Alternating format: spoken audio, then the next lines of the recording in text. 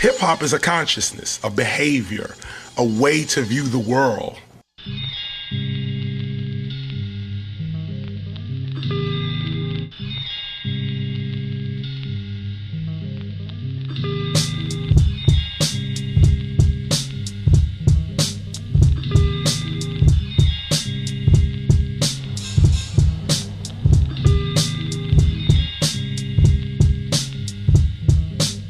I mean, everybody knows music is what makes the world go round. I mean, you come into this world on the beat of the drum, on a heartbeat. You know what I'm saying? You constantly have this beat in you, I mean, that's just how life is. Every major coming of the manifestation of what you call spirit or God, it's a beat because it's rhythm. Rhythm is what gives the heart. Dum, dum, dum, dum. You see, rhythm is the planet. It's rhythm. Dum, dum, dum, dum.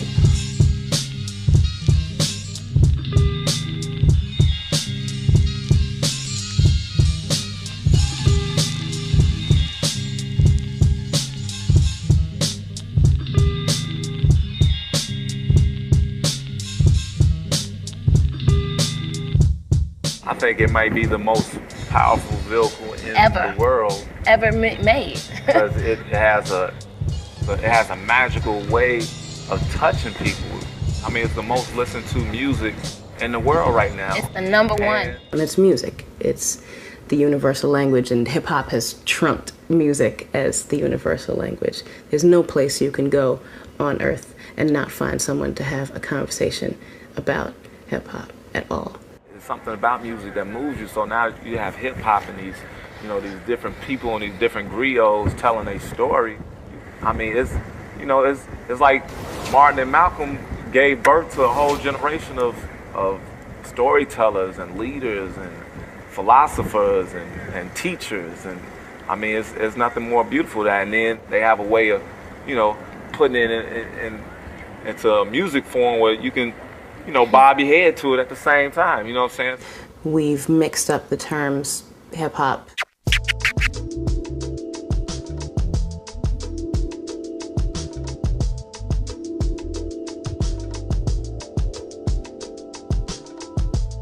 And rap being a part of hip-hop culture.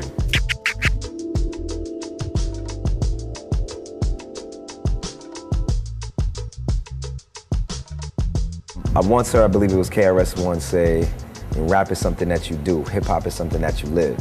I think that hip-hop now is a much more generic term.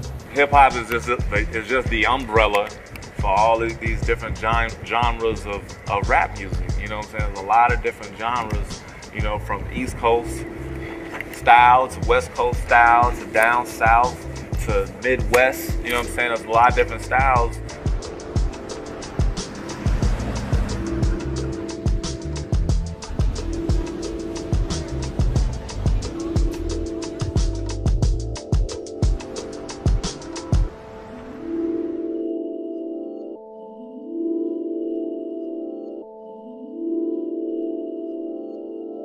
Hip-hop culture is all about, what's going on. It stems from, obviously, expression and social advocating social change in your environments and so forth. But it still got its pulse from the street.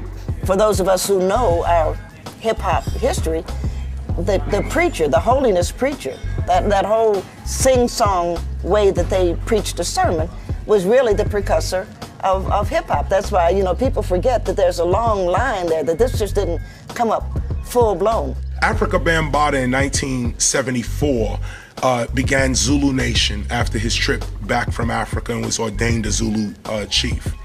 He laid down the 4 principles and the 4 elements. The 4 principles are peace, love, unity, and having fun. He later did a record on this with James Brown, actually. With the Universal Zulu Nation, we stand for knowledge, wisdom, understanding, freedom, justice, and equality, peace, unity, love, and having fun, overcoming the negative to the positive, science, mathematics, facts, and the oneness of the supreme force. From those principles, Afrika Bambaataa laid down the core elements: breaking, MCing, graffiti art, DJing. These are the core elements. Well, it began in New York in the 70s, in 73, 74, in the Bronx, with Africa Bambaataa and Kool Herc. Herc was considered the father of the DJs because Herc brought the sound from Jamaica. And he learned how to put the breaks on where the breaks were continuous. Africa Bambaataa brought the culture to hip hop because Kool Herc couldn't have played the records and got away with a lot of parties because it was violent in New York. You're talking about late 1970s. We're talking about right after the Black Power struggle, after the Panthers and groups like that had been neutralized. We're talking right after civil rights. You see what I'm saying? We're talking a period when poverty was everywhere in America, especially in the black community. And this form of hip hop was born, so it was gangs, violence, drugs, and oppression. It was all of these things were around. So Bambaataa, what he did was he was from the gang, the Black Spades. He formed what they called the Zulu Nation, or at that time it was called the Organization. That was the original name. And it was for all the gangs to get together and no longer wear their colors at the party, but represent as one thing so that we could have these parties.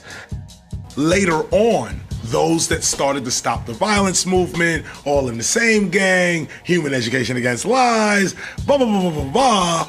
We took it further and expanded the 4 elements to 9 elements. Breaking, MCing, graffiti or DJing, beatboxing, street fashion, street language, street knowledge, and what we call street entrepreneurialism. And the minute you say street entrepreneurialism, most people think, well, that means some illegal activity on a corner. No, it doesn't. It can also mean incense and oils on a corner. It can also mean like what Bill Gates did, dropped out of Harvard and pursued his dream.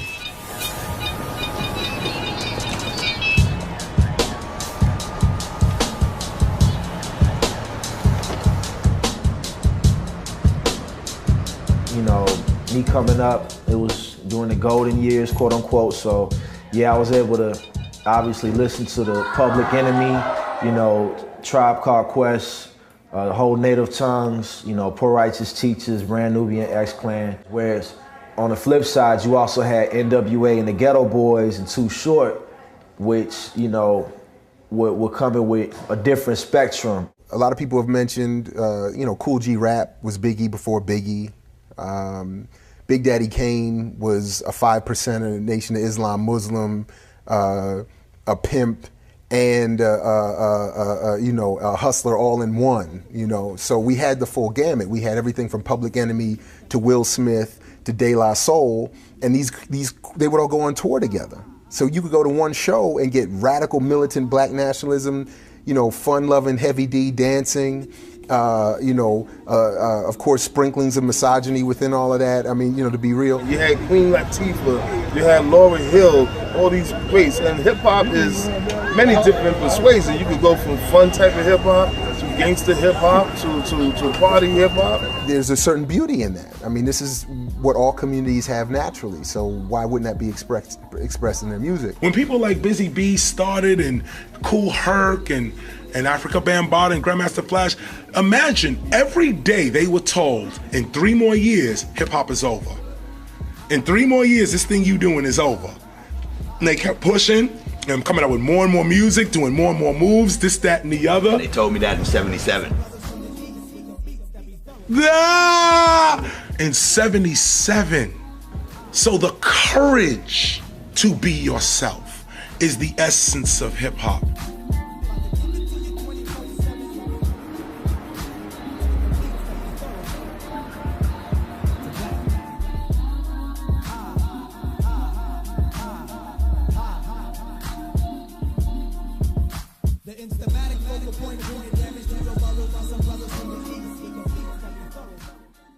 Being hip-hop is the freedom to be whoever you are and making sure that you're original and making sure that you're not trying to be somebody else or copy somebody else's style.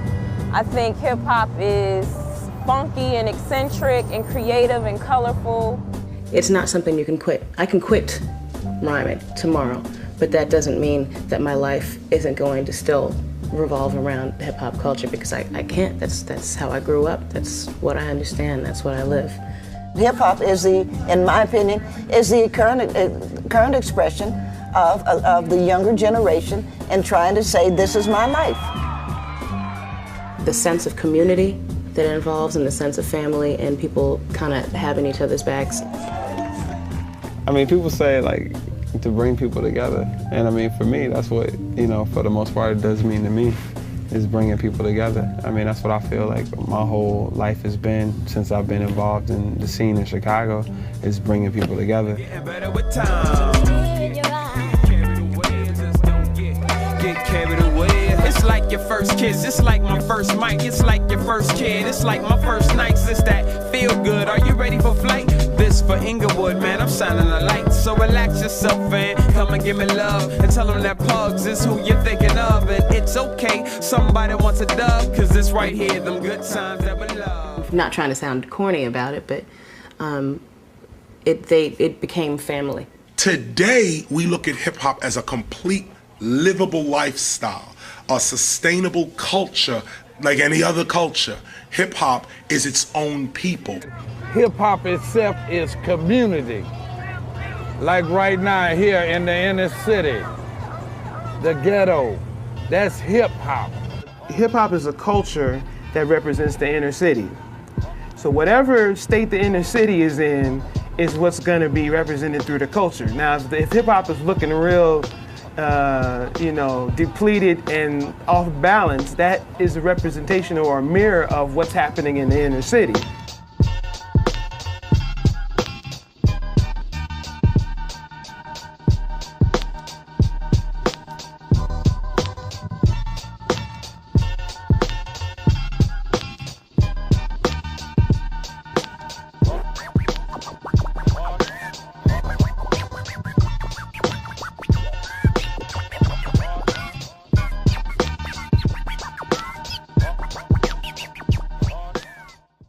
Equal, seen the prequel, my generation sequel, psychological effects, culture freedom disconnects, brainwashing mentals, it gets complex, their presence gets me vexed, hexed fragile minds, create unknown times, uncomfortable with universal harmony, down to take control of Mother Earth, straight larceny, you're not the boss of me, not all successful black poets wanna floss be, label me, artistry, longevity.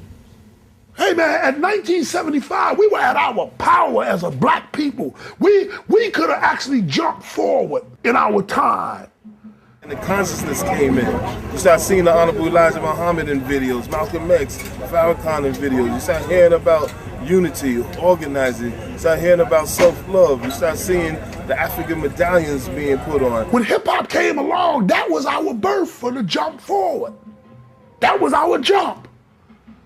When we started jumping. The main purpose of the coaches when we started was to bring something to our people, the black people, and when I say black people, I'm talking about my Puerto Ricans, Dominicans, other so-called Latinos.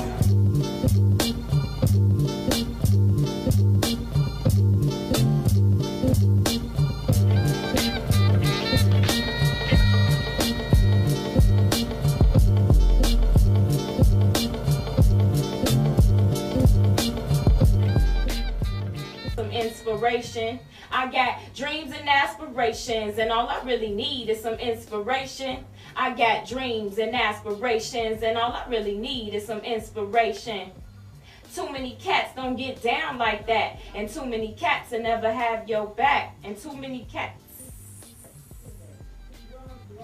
That's cool. No, I was just, you know. The hip hop when I started out was a lot about having fun, a lot about saying what was on your mind. It was about being unique and being different. It was all for the craft, all for the art of it. And now it's, you know, of course, big business. It's become much more of a business. I call it hip hop, because it's pop music now. And when you look back 10 years ago, 1997, and even before that, you know, early in the mid-90s and the late 80s, you could really see there's a big difference between what was going on in hip-hop versus hip-hop. Once something hits and it pops, then they oversaturate the hell out of it. 3 corporations own and distribute 95% of all the music in the Western world: Universal Music Group, Warner Music Group, and EMI. They control what becomes popular by their relationships in ownership of the music. So everything you hear on commercial radio is owned by one of these corporations. The artist never, you will live and die and never hear an artist on commercial radio that owns his or her own art.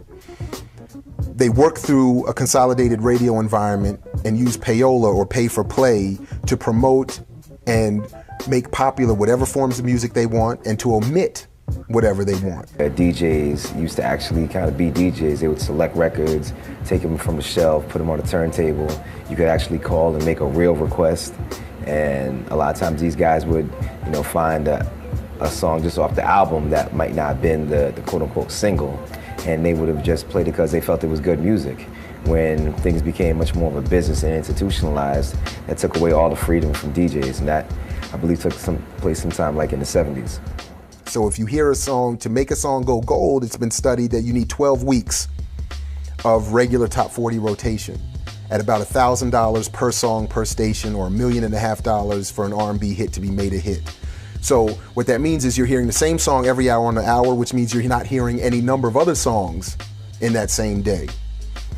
Some stations still happen to be independently owned. Those are few and far between. Most of them are owned by major corporations, whether it be Clear Channel, Cox, Infinity, and the freedom has been slowly taken away from every aspect of the individual station. After Viacom came into the picture and bought out BET and VH1, MTV, it seemed as if at that point any music of any with any consciousness kind of got weeded out the picture.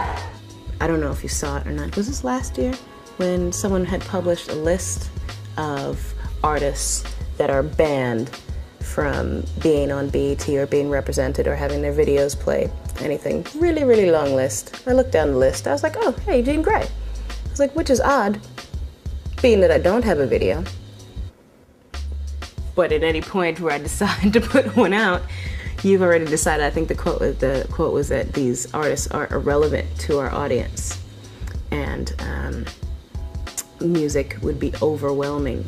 So we already know that these companies are looking at consumers as, cattle, and they're idiots, and whatever we can push them, we can push them.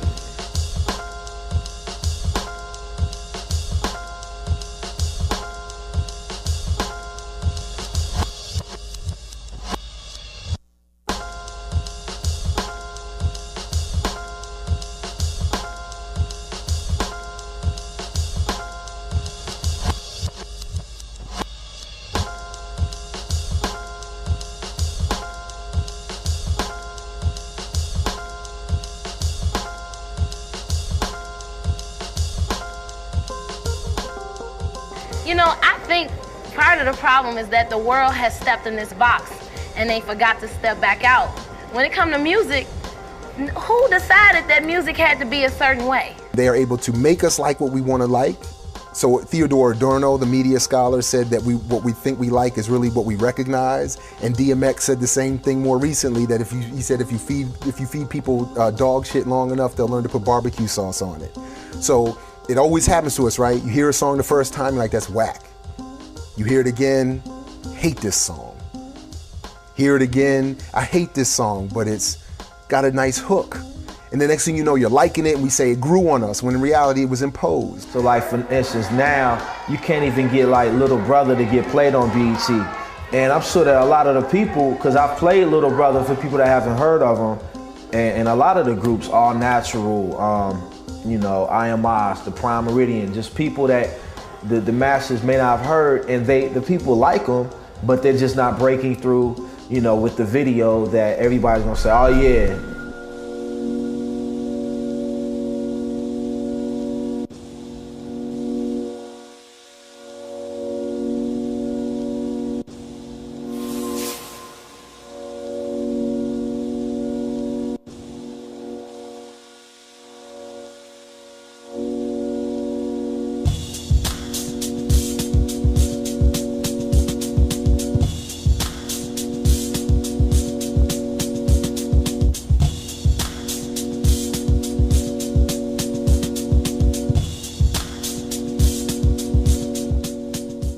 So we don't hear the artists who would use their fame and wealth as so many great ones have done and paid an ultimate price for, to make change. So Paul Robeson's destroyed, Hazel Scott destroyed, Kenneth Lee destroyed, Tupac even posthumously destroyed,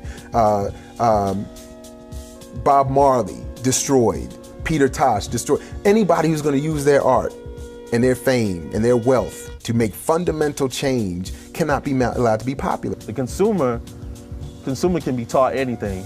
Consumers are made to taught to love Britney Spears and Katie Holmes and like Simon Cowell, like, you know, all these people who you probably wouldn't give a damn about, you do now. So when all these corporations throw their money into hip hop, they don't run to the artists like Mos Def, like Common, like Rhymefest, artists that are spitting political or positive messages or spiritual messages. They go to what they know sells. The culture is following the proper tradition, but you got people that's part of the rap movement that many of the Luciferian corporations are controlling, that's trying to push what they want to be their persuasion of what is called hip-hop today.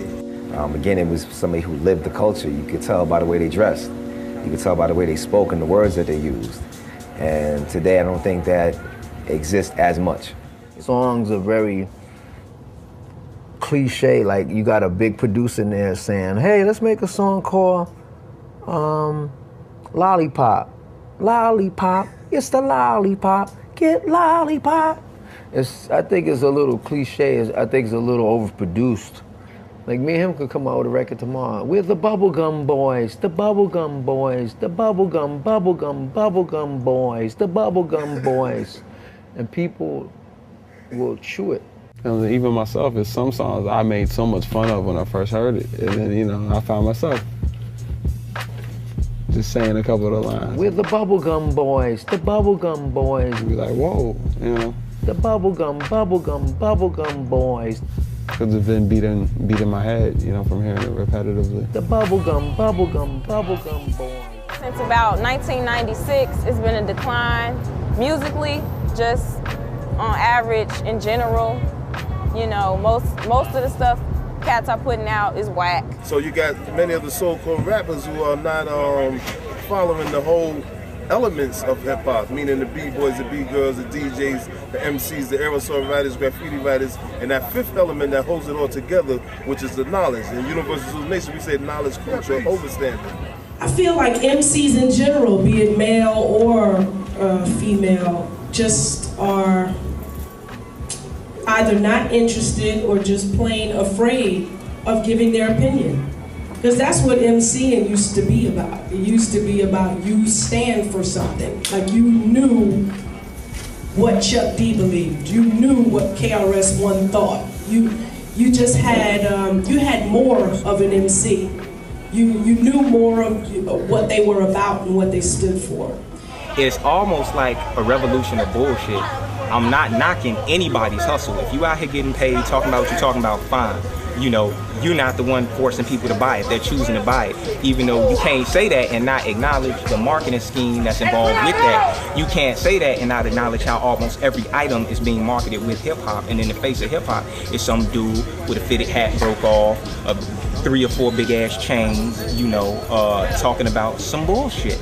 It's children out here that follow that and they listen to that and they emulate that. You know, be 6th, 7th graders walk around talking about Bird Gang, walk around talking about GD, Blackstone, whatever, just because they want to relate so bad to what they listening to.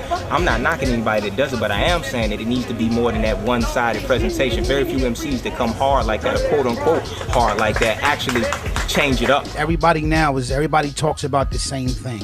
You know what I'm saying? The jewels, the 20 doing the rims. You know what I mean? Back then it was just about lyrics. You know what I'm saying? Who had skills, who could flow. Now it's like anybody can get a deal. You know what I mean? It's bling bling and, you know, crystal this, crystal that. You know what I'm saying? It's like I'm tired of hearing that stuff. You know what I'm saying? So to me, it's like back with the raw skills. Who can really flow? You know what I'm saying? And who's telling the truth? Because a lot of you guys don't tell the truth. I'm not saying y'all bad rappers. I'm not saying that y'all are bad people.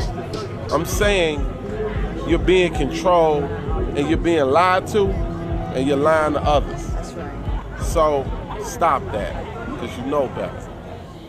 Why y'all suckers keep making that garbage music, gaining money and the fame, plus I sees they lose the true essence. In addition to them adults that trade they soul for platinum and gold, drugs and rock and roll, let's take a poll. How many cats got jewelry ice cold, but got their life on hold? Don't even know the story untold and handle they BI under religious mind control. Pretending that y'all paid, pimps and getting laid, drinking Bellevue in the shade.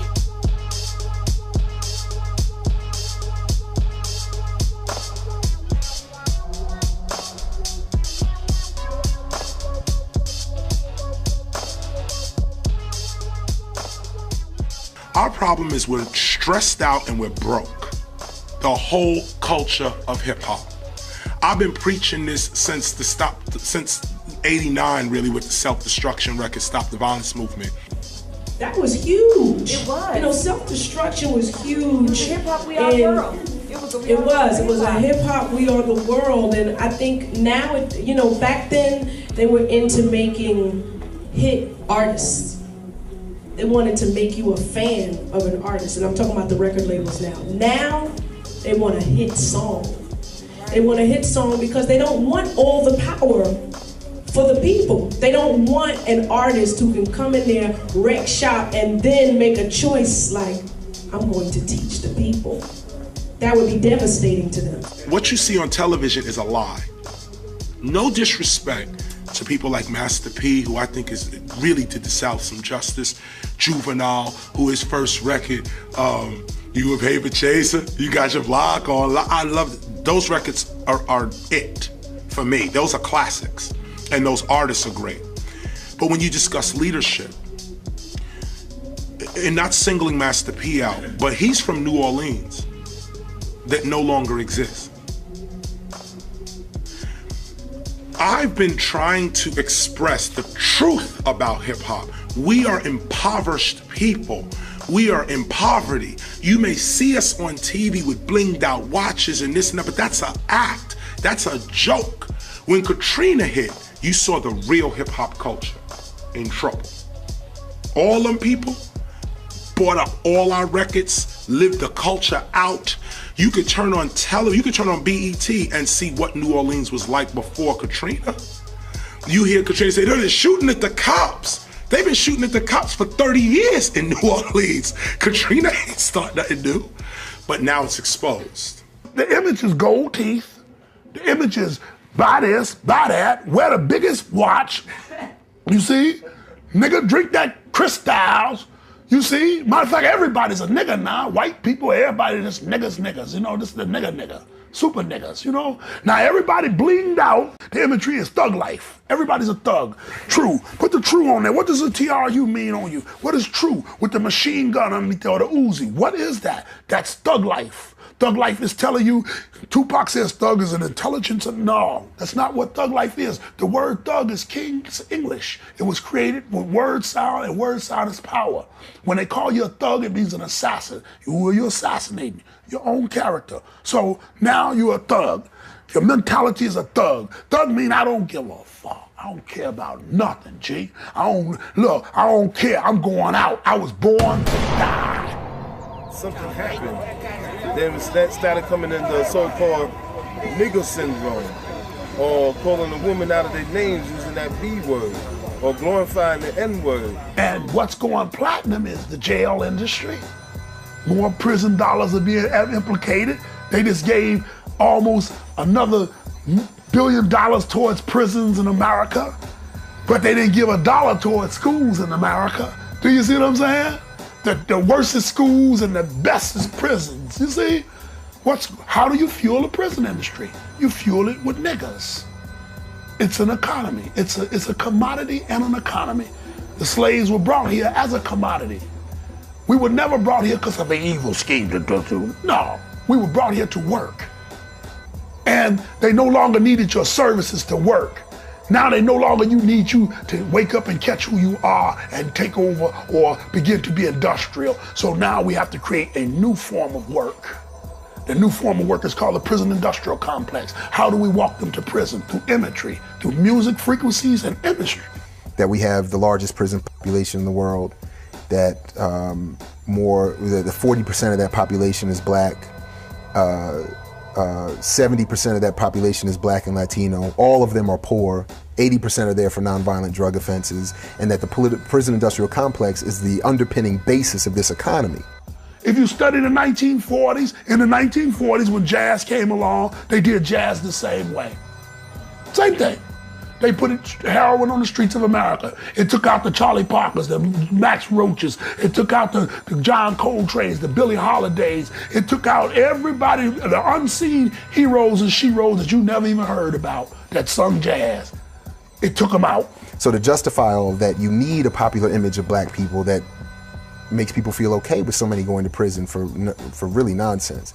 Or to really reinscribe. This is why a lot of people talk about this as being part of the DNA of this society, that the historical relationship between black people in this country has always been one of pure entertainment, of cultural appropriation and theft. I have a tattoo that says Thug Life. You can see it because and I got that because of Tupac, of course. And I remember Tupac before he was born because we were aware of Effendi. We were aware his mother was a Panther, and we were aware of the pressures that she was under, and we were aware of the fact that she got beaten, and if the jailers had had their way, he would have never been born. So I always appreciated him as he came, as he was born, and then you got to watch him. He's a charismatic, good-looking kid, sweetheart, really, a nice young man, extremely talented. And as Tupac himself said, you know, everybody in Hollywood owes him because he was the anti-Sidney Poitier. We finally, and I love Sidney, but we finally had somebody who was not a good person. We finally had a black guy who was a hellraiser. He was an outlaw. It's no coincidence that he left Pelican Bay Prison and died on Death Row Records. Wow, that's deep. In less than a year's time. Somebody killed him. Somebody killed Jam Master Jay. And 50 blew up. Y'all not watching what's going on? Big happened to be caught in the game. Nobody ever investigate the rappers' deaths. What happened to them? And as long as black people keep creating things, people are going to keep trying to tear it down. The question, what is hip hop? It's the same question, what are spirituals? Nobody says what's classical music. Nobody really says what's pop, right? Nobody questions Osmond Brothers, who were just really white toast trying to be Jackson 5. But all of a sudden they have a right to sing. Jackson 5, like, oh, are they really black singers? Did you see him lately? Forgetting that Michael now is crazy, but he wasn't always. Or if he was, we didn't always know it. Man, I was watching the news the other day, and they really had some ignorant niggas on there. Yeah, it's a lot of ignorance being promoted in it, man. I was trying to mince my words and say it sounding cool, but it's pretty ignorant, man. And so I don't think morally it's helping at all. It's pretty degrading. We look like idiots. I was talking to a friend of mine, like, I feel like we're in this neo-coon era, is what I call it, you know? It's like, you know, it's neo-coonery. It's like, okay, yeah, we're doing the same stuff. We're oogling our eyes and smiling our teeth or whatever, and we're doing it now, but at least we're getting paid for it, you know? The pressure, I guess, of just, you know, being financially stable, you know, within a lot of wealthy entrepreneurs plays heavier than trying to help the people and try to, like, really get something of our own that we can claim. We live in a capitalistic economy. So, survival of the fittest. Shoot, that was a Mobb Deep song, right? You know, we live in this shit, day that we die. Survival of the fittest, only the strong survive, which actually is a very classic album. I love that album. But at the same time, the message that's being preached and being, you know, rooted in our minds is that whatever you got to do to get that dough, get that dough. We need peace and prosperity. This is the focus that we should be on, the balance between peace and prosperity. Some people have peace, no prosperity. Some people have much prosperity, no peace. We want to teach our children peace and prosperity. It's cool to, like I say, be street, be hip, and this and that, you know what I'm saying? That's all good, but you gotta understand, man, that we got these kids looking at us. But it's just time for Miss Robinsons and the Big Mamas to come back and and help raise the community, because we don't have fathers in every home, and these kids need to know there's a consequence for all your actions, whether good or bad. You get good consequences, you get bad consequences. It's just time to reinforce and remind the community that it's, you know, good people out here. Like in the black community, most of us grew up fatherless, you know what I'm saying? Not all of us, but a lot of us in the hood did, you know what I'm saying? And hip hop is no different. The fathers of hip hop, they somehow got detached from the sons, you know what I'm saying? The sons, the new guys of hip hop, somehow don't respect the old school for some reason. You know what I'm saying? Like every other genre of music respects their old school and their traditional, and people who did things before them that made it. And you know what I'm saying? They talk rock and roll, any other kind, but hip hop for some reason they do, but they don't. You know what I'm saying? They've been tricked into thinking just like the men. You know, the men feel as though they aren't enough for the video, so they have to put this other entertainment in it. And the same thing with women. They feel as though what they have to say and give is not enough. So let me give of something else. And it's really sad, and I want the next generation coming up to completely understand that that's a cop-out to me. You can be more and give more without that. And there's a certain things being sexy, you know, but then there's also just being raunchy. And I think it's important that we, as people, know the difference, and as women know the difference. Pushing good. What was they talking about? What was they pushing? Cocaine? Reefer? Backgammon chips? What were they pushing? Policies? Votes? No, they was pushing that thing, girl. They was wiggling that thing. Y'all like to do that shit. Also, too, you got to think about when you create music, the responsibility of the message. I got a responsibility. I don't know about what other people have, like me. I got a responsibility for me being like on TV, for me being in magazines and this and that. Little kids are looking up to me. So whenever I get in front of the camera, I'm not gonna be on the camera like, oh, motherfucker, oh yeah. Now I'm gonna speak intelligent and try to, you know what I'm saying, let them know being intelligent is cool, that's gangster, you know what I'm saying? Go against the grain, finish school, get your high school diploma, you know what I'm saying? At least get a GED, you know what I'm saying? They talking about sex. It was like, what do you know? They were like, well, he's sex in there. I said, well, let me tell y'all about some real sex. Let's talk about the first thing in sex. Hygiene. And we went there. And I told her, I said, see them little jeans you got on, that's funky. That was not made for you. I was displaying about the external and the internal or the organs. See what I'm saying? We don't talk to our children about that. Imagine if hip hop started doing that. Wow. I think hip hop now is over 40 years old, whether people realize it or want to accept it or not. So hip hop remains young and juvenile. All you can talk about is sex and love. Anything that doesn't touch the surface of a mature 40-year-old conversation other than relationships. You know, I come from the day where you were talented enough that you didn't need 15 women in the video shaking their butt for people to watch. And that's what happens. These rappers are insecure. They're not enough, so let me put something else in this video. So I think as the new hip-hop generation, you're actually being cheated. Hip-hop in general is no different than it's ever been. The only real difference is that media technology, consolidation of media ownership, and the powers that be catching up politically to what hip-hop was doing have made hip-hop only known by its most popular form, and that popular form has been intentionally selected to be the club stuff, the booty stuff, the pimp stuff, the bling stuff, the self-directed violent stuff, community self-directed violent stuff. And hip-hop is not being allowed to mature and address social issues like we used to be able to. Because now we have a lot of unusual stipulations when this was supposed to be freedom of speech. But hip hop in reality is the same that it's ever been. There's so much stuff out there, political, radical, revolutionary even just fun-loving and not harmful. But that music mostly is intentionally omitted or ignored. We see what happened to Kanye West. All he really said is that Bush don't like black people. That's nothing compared to what we really want to say. We want to say there's a lot of things going on. We want to talk about this false war. We want to talk about the fact that Bush is not really the man in charge and somebody else is using him as a mask.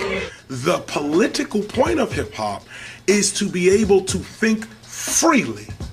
Meaning, do I really have to dress like you to get a job? Do I really have to talk like you to to eat and feed my family? Do I have to go to your schools? Really? Or can we open our own schools? Of course, with the 90s and the burgeoning radicalism and the popularity of black radicalism within white communities, I think made the industry and its true controllers and owners look at this and say, we have to get involved here. We can't have white people and black people coalescing on the basis of radical politics. We can't have international audiences filled to capacity listening to Public Enemy say fight the power with their fists up. White people, fists in the air. That reminded them, of course, of the 60s and 70s, where people like the Panthers had, Fred Hampton had white folks from Appalachian Hills putting on berets and calling themselves young patriots and putting their fists up. There's a force that's at work to bring about the demise of the black community. The hip-hop culture in America is largely black. It started from black culture, from the ghetto, and a lot of people want to destroy that. You know what I mean? We roused up again. We said, say it loud. I'm black and I'm proud. We made music that said stand. This music was so powerful. The music said stand. The music said, thank you for letting me be myself. You see, the music told about black power, black pride, what's going on. Marvin Gaye wrote a Rasta song, what's going on? When he came back from Jamaica, he still went up to Jamaica where Bob and them was at. When he came back, he had a red, black, and green tam on. He was singing, what's going on? Marvin Gaye. When the media and the control forces that control this conglomerate or this force that keeps this negativity on us and this planet,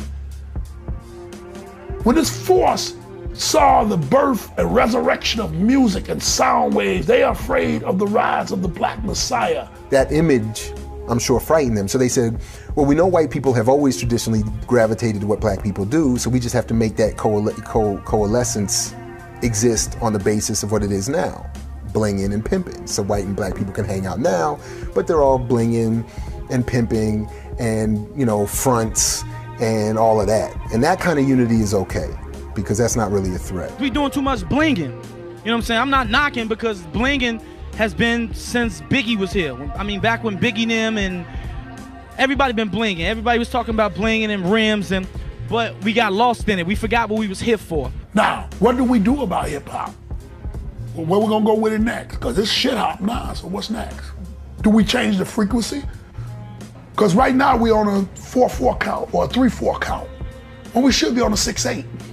6/8 will bring us back to our rhythmic harmony. It will bring us back to the sound of the church. It'll bring us back to the sound of the drums.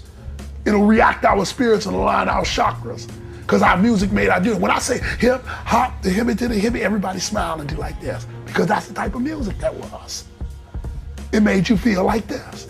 Because that was the frequency of the music. How do we return to this? Elevate the music you produce. Following the tightly packaged plan, shake it loose. Pop, pop, excessive numb radio, and it don't stop. When them chicken come home to roost, you wondering where's the motivation and the boost. So watch what you say, organize, obey, be true to yourself. Take care of your health, stack your wealth. Expression for higher, inspire, catch a fire. My contributions, I always take you higher, higher, higher. But for example, okay, you have a guy that was raised in our area, Kanye West, who's bringing records with, orchestration, just new levels of musicality. And not to say all his stuff is positive either, it ain't. But I think it's representation of where, of hip hop, where the streets are, but still adding in there some sense of consciousness.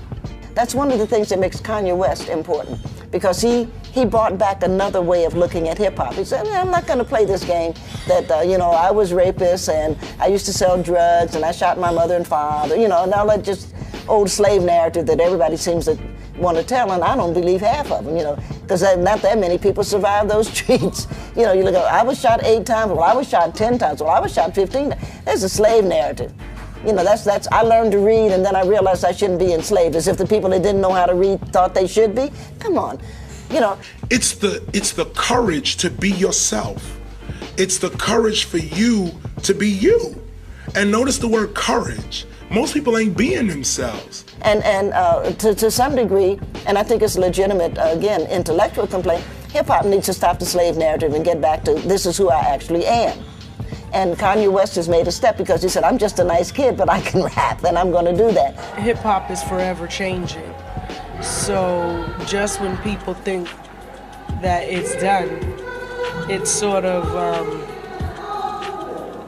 breaks out of the mold and does something completely different. So I'm looking forward to the changes. Well, hip-hop, like all music, once it gets started, it's going to take on its own life.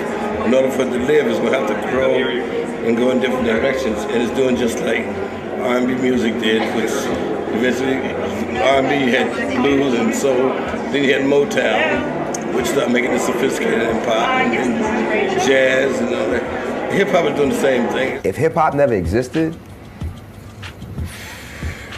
man, this world would be, so much worse than what it is right now. I mean, hip-hop music made it possible for cats to come from a humble beginning, the street corner, and take it all the way to, an office somewhere. I mean, look at what Jay-Z's done. Look what Jim Jones has done. These are dudes from, some of the most, terrible places in the world, man. And now they're successful business people. They help employ people. They took people off the streets and gave them jobs and opportunities. And, hip hop made that possible. It also made it possible for black people to do, so much, and Latinos to do so much. I mean, you look at the example of Fat Joe, who has been in this game for so long, man, a Latino cat from the streets of New York who, again, is a businessman and who has employed people and given people opportunity. All that came because these individuals picked up a microphone and said, I got something I want to say, and this is how I'm going to say it. Man, it's gonna take us to the top of the world. We wanted to. You know what I'm saying? It's gonna lift everybody up. It's gonna make everybody, think about the bigger picture. You know what I'm saying? That's what it's all about. I mean, we only got so much time on this earth, and as long as God is blessing us with the time, we need to take advantage of it and lift the next man and lift the next woman. And hip hop is definitely doing that. So I mean, it's going to the top.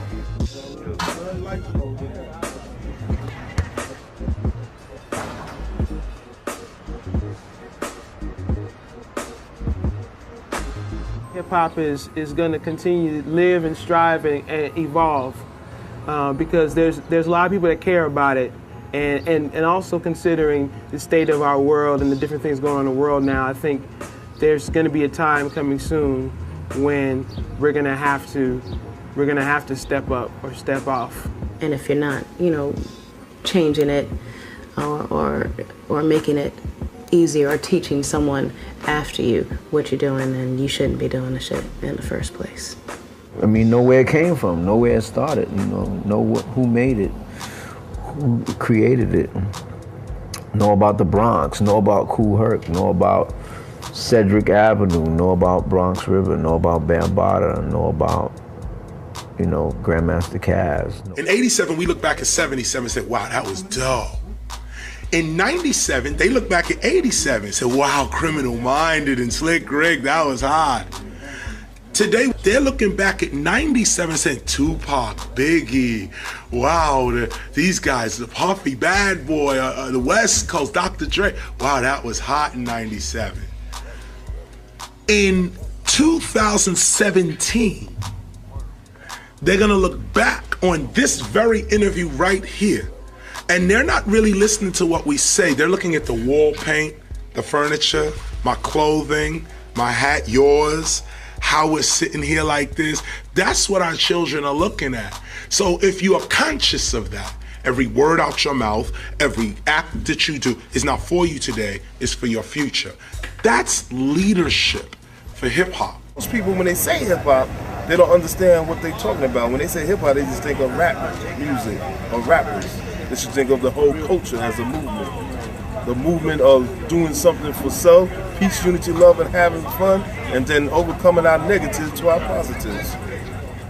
you know, it's a really beautiful thing. There's a revolution beginning that never went away. It's just waking back up. And I just feel good to be able to witness it, because there was a depression point where I'd stopped, truthfully, I'd stopped buying hip hop because I felt like I wasn't getting what I wanted.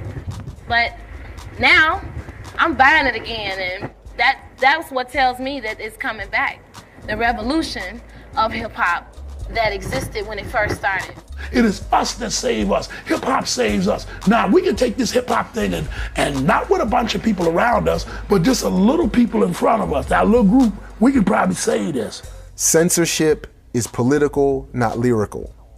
So when Young Jock got his song removed, Fuck the Police, recently, it wasn't because he said fuck, it's because he said fuck the police. And it wasn't even in a revolutionary way. He was saying, I'm a dope dealer and I'm gonna sell dope, and if a cop tries to stop me, I'm gonna shoot him. So imagine if you're saying, I'm gonna protect my community against police brutality, like Hassan Salam did. You're never gonna hear that on the radio, right? So as long as they're selling you products and Mercedes and AK-47s, you will be there all day and all night. All right. So I just want to make that point very clearly. People looking for good hip hop, it's there. Go find it. Just like any other piece of information, you will have to dig, because it's never going to be offered to you. And like Fred Hampton used to say, to you I say peace if you're willing to fight for it.